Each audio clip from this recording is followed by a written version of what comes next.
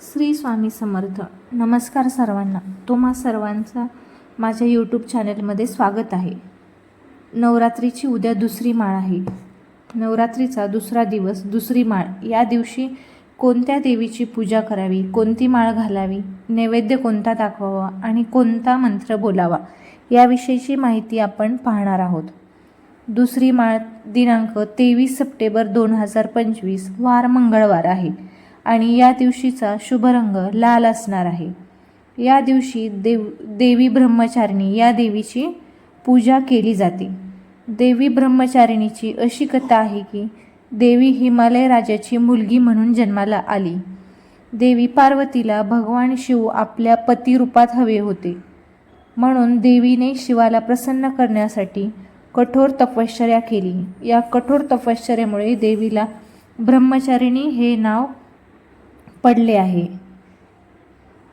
देवीची कठोर तपश्चर्या आणि भक्ती पाहून शिव प्रसन्न झाले. त्यांनी तिला इच्छित वरदान दिले आणि त्यानंतर देवी पार्वतीचा विवाह शिवाशी झाला.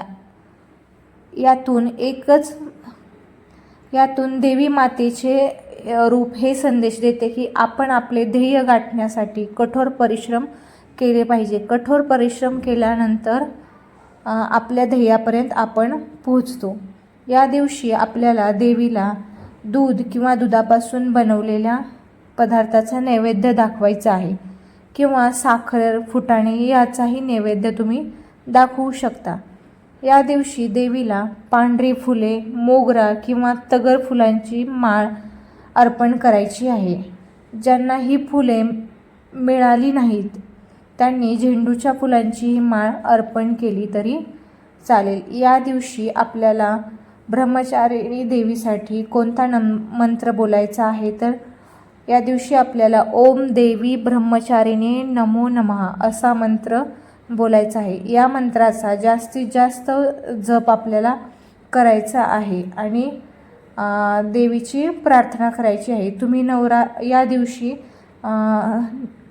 या दिवशी देवीचा नवार्णव मंत्रही तुम्ही बोलू शकता.